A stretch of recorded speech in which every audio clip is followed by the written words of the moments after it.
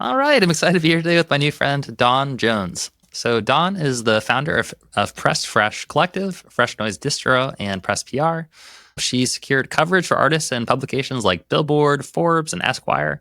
She represents both emerging and celebrity artists. And today I'm excited to have her on the podcast to talk a little bit about, today's day and age as an indie artist. How do you really cut through the noise to be able to connect with fans in an authentic way? So Dawn, thank you so much for taking the time to be here today. Thanks so much for having me, Michael. I have followed modern musician for a long time, so I'm excited to be here. That's awesome. So, to kick things off, maybe for anyone that this is their first time connecting with you, could you share a quick introduction into yourself and how you were able to help get artists featured on Billboard, Forbes, and publications like that? Yeah, definitely. So I got into this business as a musician first and foremost, and I think like a lot of people do, kind of found my way to the business side of things and found kind of my natural skill set was in PR. So in 2017, I launched Press PR. At that time, we were exclusively a public relations agency. We followed the traditional PR model, worked with a lot of independent artists, just getting, press placements and coverage and promotions in that way. And then over the next few years after that grew to the point where then we began working with labels and bigger artists. And in addition to still working with independents, really the independent artist sector is where my heart is and where my passion is. And so that's always going to be a focus for us. But yeah, eventually we grew to that place. And then right around the pandemic, things started shifting in both the PR landscape, but also where we were working and just kind of the skill set that our team had developed over time. And so shortly thereafter, I believe it was like 2021, 2022, we transformed from Press PR into Press Fresh Collective. So we now operate under the moniker Press Fresh Collective, even though a lot of people still know us as Press PR. And we brought a lot of partners in and really kind of focused more on the holistic artist development and holistic promotional aspects rather than only PR. And so we started doing digital marketing and social media and playlisting and just everything that kind of goes into across the board promotions, really, again, trying to be a one-stop shop and, have all of the pieces for artists to come to one place and be able to do all of their promotions and strategize all their promotions with one team. And then through that, just really, I began to personally focus on a lot of artist development and helping artists not only develop their brand, which is something, I had done through PR, but also develop their fan base and their business as an artist and get to the point where they could, be financially sustainable. And so that's been a really large focus for the collective over the last 2 years, I would say. We launched the Keep It Indie membership with a big focus in that aspect. And we have a course coming out next year. So just a lot of things kind of evolved into that. And while we were making all of those changes and just kind of growing, we also launched FreshNoise Distro, which is our own distribution platform. It essentially works the same as, any DIY distributor out there, but the real difference is that you have a personal team to kind of help you through the distribution process and then also working with you to not only distribute your music, but then promote it really effectively. So it was really cool to be able to bring kind of all of the pieces of an artist releasing music under one roof so that it's a really seamless process for the artists that we work with and that we can also be involved in all of those steps and just really help them be effective at every level and not be jumping in the middle. Awesome. That's amazing. So it sounds like you kind of had your entry in the world of PR and publicity, and then you realized that there's wider needs that artists have when they come to you, and you've been able to create an ecosystem to be able to support artists in different steps of the journey. Cool. So now having had experience both in the PR world, but also working with some of the foundational pieces of building a successful career and building a community and monetizing it, I'm curious what you found to be some of the common challenges or biggest issues that artists are facing in today's industry. I would say one is just the rate at which the industry is evolving.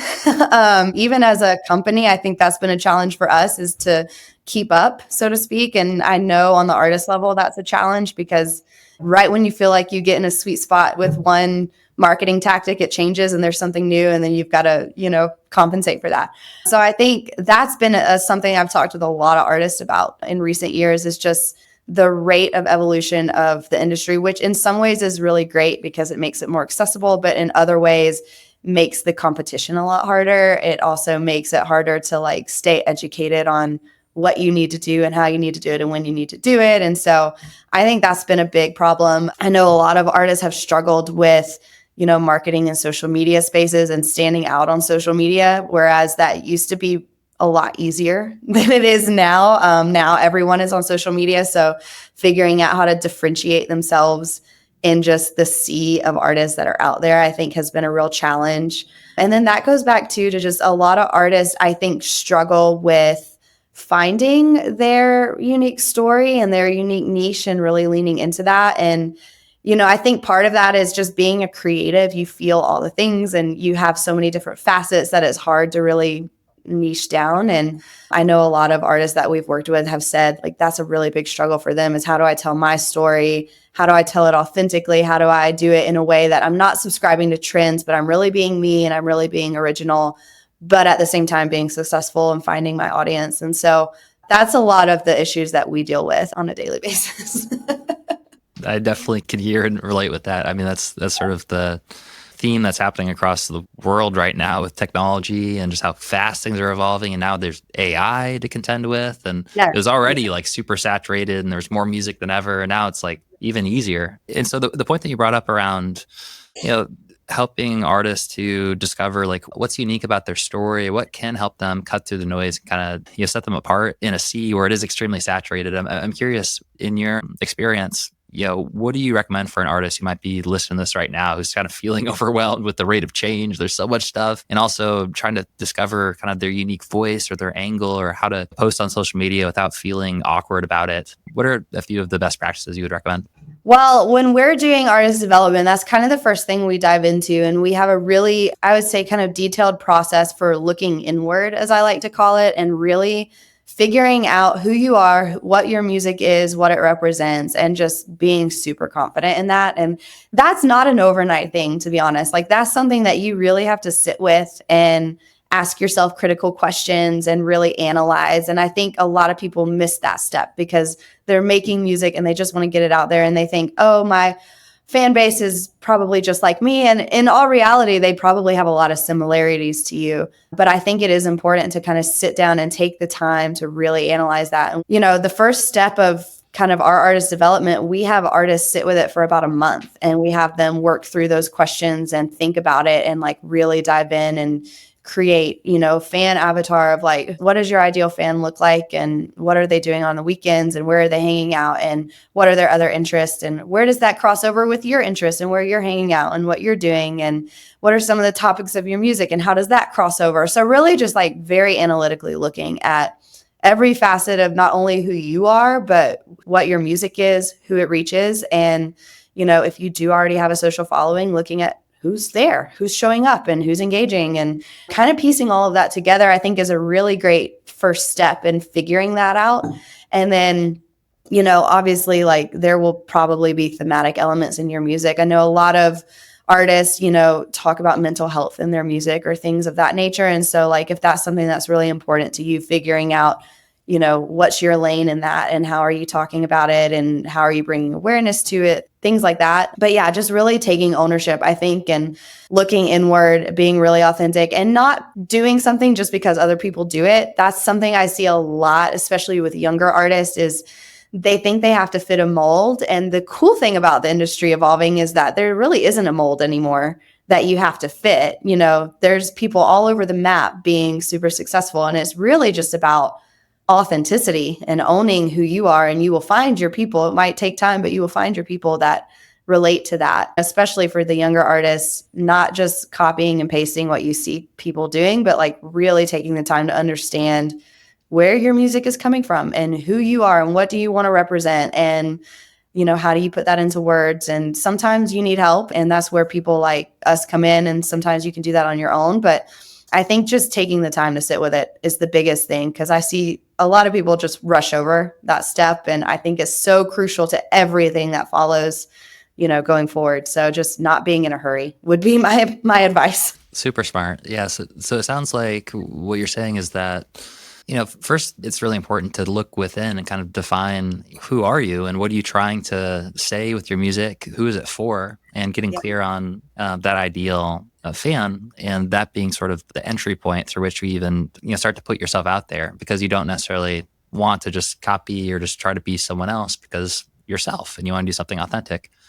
What are some examples of your favorite questions as it relates to like artist identity, and kind of help if someone's listening to this right now and they're kind of like, oh my gosh, like I don't even know like who I am, or maybe they're afraid of like, like putting myself in a box, and and I don't want to limit myself. How do you help people get started, and what are some of your favorite questions for someone to reflect on? Off the top of my head, the first thing that comes to mind is analyzing your music. That's what most people, I think, are most excited to put out there. That's going to be your connection point to fans. And so if you've got a catalog of songs, look at those songs and just start broad in the beginning. Like, what does this music feel like? Is it happy? Is it sad? Is it somewhere in between? Is it some of both? Do I have, like, what's the vibe? What's it feel like? Start super broad and super easy. Then go into, is there thematic elements through this music? Am I talking a lot about love? Am I talking a lot about heartbreak? Am I talking about growing up, growing into maturity? Am I a mom and I'm talking a lot about my kids in these songs? Like, what are the thematic points of your music? I mentioned mental health earlier. I know that's one that,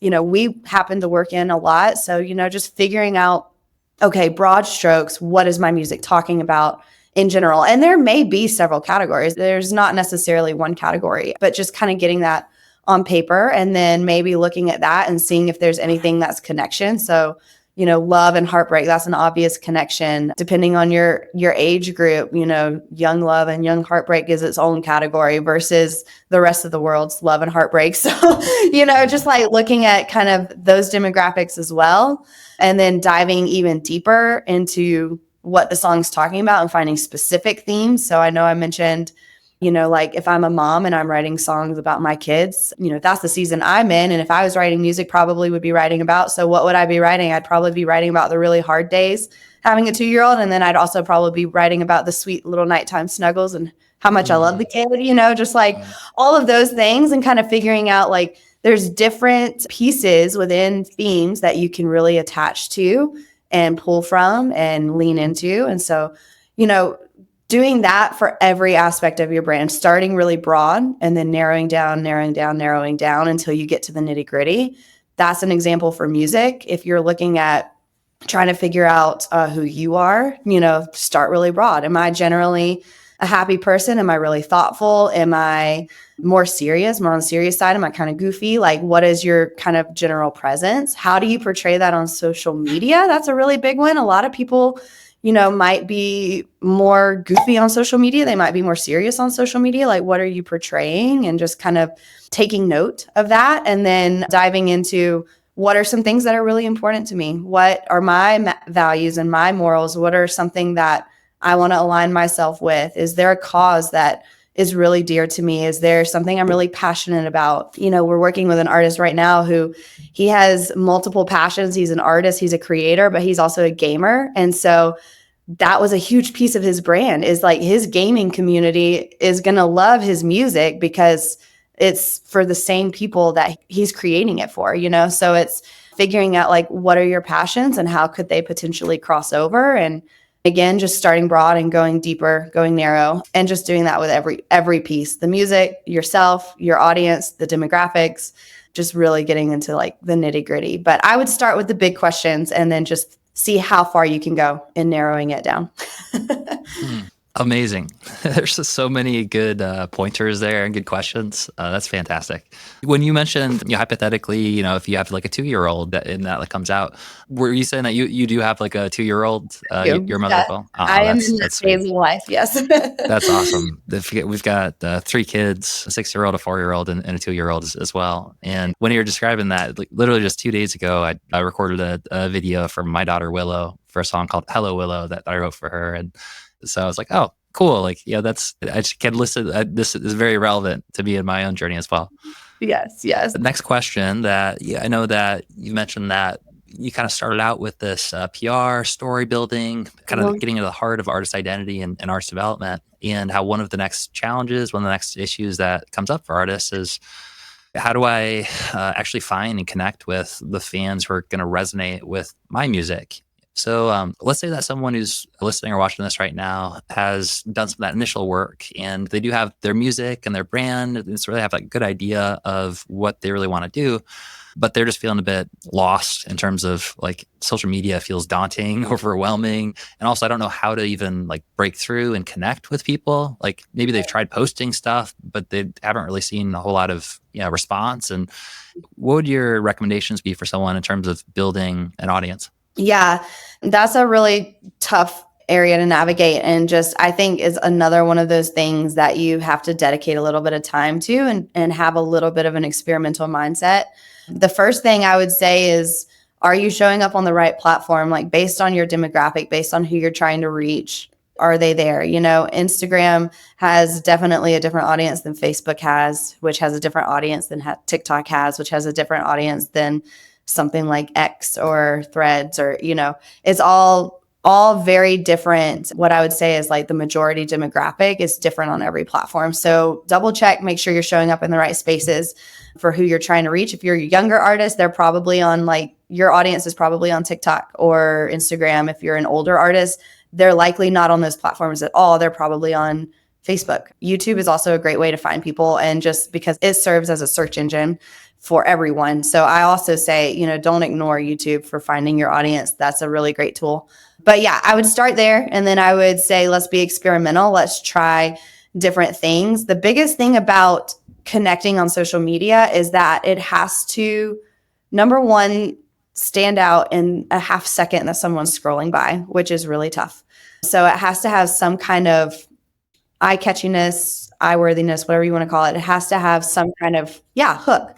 So like, let's look at that. Is your content, does it have that? And in a lot of cases, you could probably improve that. So starting there, being back to authenticity, I think authentic content goes so much farther in connecting with people than just superficial, capturing trends, whatever it does. So is your content authentic, or is it just pushing your song? Because everyone gets 1,000 ads a day. They're just going to keep scrolling if it's just an ad for a song. So like, finding that authentic content, finding that connection point with someone of, back to the parenting example, if you were putting out your song, Hey Willow, I probably wouldn't stop for a song that says Hey Willow. But if the hook was something like, I wrote this for my 2-year-old, or whichever, I don't know which kid you were referencing. She's a 4-year-old. But they all have their own song. I wrote this for my 4-year-old, or something that grabbed me as a mom, or something that I related to as a mom, I would definitely stop. And I mean, I did that last night. I was scrolling Instagram and saw, if you're a boy mom, watch this. And I'm a boy mom, and the song like brought me to tears. It was so sweet. But like, just like something that is relatable versus listen to my new track. Nobody really cares about that. So I would say being authentic, being relatable, and then also providing value. I think that's a really big piece of growing an audience that people miss, is that they think that people will come and just stay for the music, but you have to provide some sort of value. And whether that's you telling the story of your music, or whether that's you like letting them into the creative process and making them feel like they're part of a creative process, or just, there's a lot of different ways that could go of providing value and what that could look like. But I think that's something people forget to consider when they're trying to reach people, is how is this going to be valuable to the person I'm trying to reach? And what about this is going to make them want to come back for something else, So as far as content goes, I would say look at those things first, and then drive traffic. I mean, we've talked already about how saturated the industry is and how hard it is to find people. So you do have to have some kind of traffic generation, whether that's organic through you creating blogs and boosting SEO, doing stuff like that, or, doing crossover posts with other people in your genre and, speaking to their fans and things like that. Or if it's using ads. I mean, there's no shame in using ads to drive the right person and really targeting those ads to the demographic you want to reach. There's 100 different ways you can drive traffic, but there needs to be some sort of traffic generation element in place, I think, to really begin to grow your audience, because to grow it organically these days is like 1 in a million. Yeah. Yeah. 100%. Yeah. Okay. Got it. So it sounds like what you're saying is that to start with, you can kind of build on the work that you did in the first step, which is really defining your artist identity and who is this for. Once you're clear on who this is for, that might help you to create a better hook or something that really speaks to those people. Instead of just saying, listen to my new track, you could say, if you are a parent or if you're a mother, then you might enjoy the song that I wrote about blank. And that's way more powerful than just being like, hey, listen to my new track. And then from there, it's important to have some way to generate traffic, whether that's through collaborations or running ads or organically through just a community network that you're already a part of. But there needs to be some way to actually get it in front of those people that you're speaking to in the music. So kind of brainstorming, where do those people congregate also is potentially a good way to start. That's one area PR comes into play too, is getting your music in front of the right people. Those are targeted audiences that when you're reaching out to a publication, and it doesn't have to be music, just if we're going to stay on the parenting theme, I find a lot of creatives and artists and stuff through women's lifestyle magazines and blogs, because I am a mom and that is where I am spending my time.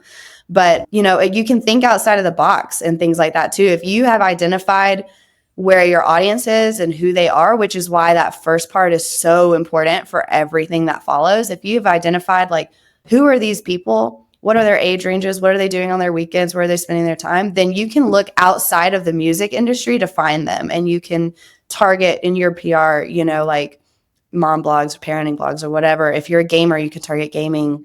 Name it, you can target it. There's media out there for it. So you can get out of the music space. The music publications are great for the music industry, but your average Joe, your average fan out there who's going to be listening to your music on their playlist probably isn't going to be looking at the music blogs that you care about, because they're not in the music industry. And so they're looking at lifestyle and humanitarian type things and just general news. And like, you have to think outside of the box of like, where are they spending their time on the internet, and how can I plug in there and showcase my music in a way that's not music industry focused, so to speak. So yeah, I think that's why that first step is so important for sure. Makes a lot of sense. Yeah, it seems like there's something magical that happens when you like mix music with any other thing. Yeah. It's like soundtracks. It's cool. Like it is sort of like that purple cow effect, where if you're in a room with a bazillion other musicians on Spotify, then it's very saturated. But if you take your music and you bring it somewhere that doesn't really have like a bazillion musicians who are there, all of a sudden it's like, whoa, like it adds dimension. It's the purple cow. It kind of stands out. So it seems like a really smart way to think about tapping into bigger audiences. One of the things that you had mentioned was, focusing on providing value and thinking outside the box in terms of, how can you go above and beyond to do something valuable or to add more depth and contribute more to your community. One of the things that reminds me of is just sort of how important it is to build your email list and your own community on a platform that you own. And so maybe you could share a little bit about your perspective as it relates to building things like an email list. Is an email list important? If so, why? And what are some of the best ways that an artist might be able to create something valuable that could be a good incentive for someone to join their email list? Yeah, I definitely think email lists are important because, like you said, you own it and it can't be taken away overnight.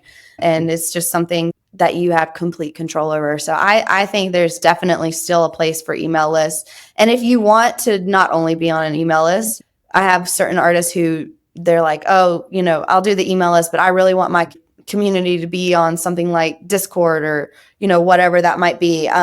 For sure, have that special community where people can go. But the email list to me is such a crucial part of that fan funnel of getting them from just being aware of who you are to trusting you to ultimately spending money on you in some way, spending their time on you in some ways. So I think the email list is a really crucial step. And I think just as far as what do you do with it, I think letting them in. I think if you're looking at even yourself as a fan, what are you wanting to glean from the artists and the creatives that you follow? Most of the time, you like the music and you want to see more. You want to see how it's created. You want to see, the insight into their personal life because that informs the music, or maybe because you relate to the music and you want to see like how their personal life is similar to yours. So I think just as in terms of providing value, I think in the artist world, it's really about letting people in into your process, into your creative mind. A lot of people follow because they don't have that and they want to experience that. And so letting them experience that in whatever way, whether that's, behind the scenes footage or, here's a story about how I wrote this song, especially when you're talking about the fan funnel, each level should be a little bit more exclusive. So if you do have that private community, letting them watch a recording session live, that's a great thing. Letting them vote on your cover art, letting them vote on your merch, letting them vote on which song is the next single, doing intimate dinners before your show. If you're a touring artist, that's a great upsell for a show, is like VIP dinner before the show. And, like just anything that kind of allows them into that inner circle and lets them be a part of the creativity and the experience, I think is where it's at. And I think a lot of what artists do is bring experience. I think that's a huge part of our industry, is music is an experience. It is not a tangible product. And so you can't treat it like, if you were, selling something at JCPenney, you would treat that marketing a lot different versus music as an experience. You're selling an experience every time you sell a song, every time you get someone to listen to the song. So it's just taking that idea and expanding it into everything else you do, of how can I make this experiential and how can I make this valuable for them in that way. So awesome. Yeah. So it sounds like what you're saying is that one of the best ways to provide more value is just with access and having more exclusive access to get closer to the creation process of the music. And some ways to do that is with exclusive recording sessions where they can see a little bit of the creative process. They can take a step closer to you. I mean, live shows are obviously like a fantastic example of that in terms of connections. VIP dinners, VIP lunches before or after the shows are another level of access that someone can take a step closer. And it definitely seems like musicians in particular, just there's like a cool factor to knowing the artist or being friends with them or being closer in their inner circle. So that makes a lot of sense. And also hopefully is a relief to some artists in terms of when they're trying to define their offers and how to provide value. It might feel kind of overwhelming. It's like do I need to create X, Y, Z? What, as opposed to, actually I could just keep doing what I'm already doing, keep being creative, just bring some people along for the journey and let them be a little bit closer to my process as I'm doing it. Yeah. I like to tell artists, like, do what you're already doing and figure out what are the things that you're not, like, most of the time you're in a recording session. The only thing that comes out of the recording session that you share with people is this finished song. But there's so much that goes into that you could share with people. So like, what are the wood shavings, so to speak? Like, what are the extra stuff that you're just kind of like, oh, nobody cares about that. How could you potentially package that up and offer it to somebody and see if they care? Like it could be, like I mentioned, the cover art, like you could have 3 different renditions of cover art. The final product is really all what people are going to see, but your inner circle would love to see the 3 different ideas and, see how that process went. Songs that don't make it on the record, offer them as exclusive songs for that inner circle. Just different things like that, I think, are just thinking as you're going through the process. You don't really have to spend extra time creating. You just need to think about, out of what you're creating, what is considered excess and what's not being shared. And is that something you could package up and share? And in a lot of cases, I think you can. Absolutely. Yeah. I mean, one idea that comes to mind as you're describing documenting the recording process is, maybe for one of your most exclusive or like inner circle access parts of the community could be actually having a day where they actually come to the studio and they're there with you, getting to kind of witness the creation experience and maybe record stomps or claps on one of the songs.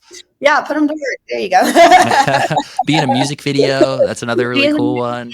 Yeah, like there's a ton of things. And yeah, even to that point, I mean, using your fan base to help you create, I think that would be something people would be all over and would love to do. I mean, I think about it from the perspective of a fan myself. And if my favorite band lived in my city and offered something like that, I would be there. Like I would be, please use me as an extra, use me, I would love to come in the studio and watch you record or whatever it is. Yeah, I think that's a great point to make for sure.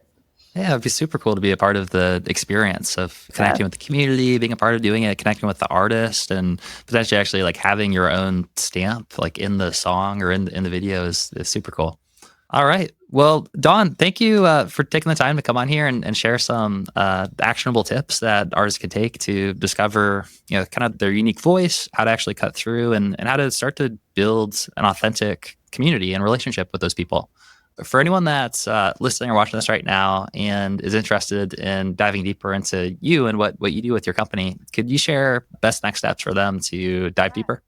Yeah, we'd love to connect. The best place to connect is our website, that's pressfreshcollective.com. And from there, you can pretty much find everything that you need, from our socials to our services to who we are, schedule a call, all of those good things. So, yeah, definitely hit up our website, see what we're all about, find us, connect with us, and let's chat. Awesome. For anyone that's watching this right now, obviously there's like a selection process and making sure that it's a good fit. And I'm curious, who would you say is like the ideal, like perfect candidate in terms of artists that you personally really enjoy working with? We don't have a parameter on music because we are a team that has very diverse musical styles. So there's not a lot of genres we don't take. But I would say really the key for who we want to work with, we want to work with someone who's serious about their music, who understands the value of what we do and what we bring to the table, in terms of promotions and brand development and artist identity, and someone who is ready to do the work, because it's not something that you hand over and wipe your hands clean of and say, okay, make me a star. It's something that you have to put in the work as well. And so we want someone who is, ready to do the work, ready to be coached, and it's just, pleasurable to work with overall. So if you fit those things, then it will be a great fit. And yeah, we'll take a listen to the music, make sure that is something we take music that we would listen to on our days off. So our team is very diverse. So, most of the time we take a lot of different types of music. I will say we're not like a folk or only, or a country only, or a hip hop only. Like, we take everything. We just have to align with it. The product quality has to be there. So it has to be good and sellable. And then you have to meet those criteria of, being ready to work, and we're a good fit. All right. Fantastic. Well, like always, with the links in the show notes for easy access. And Dawn, thank you again for being part of the podcast today. Thanks so much, Michael. I really enjoyed it. Yeah.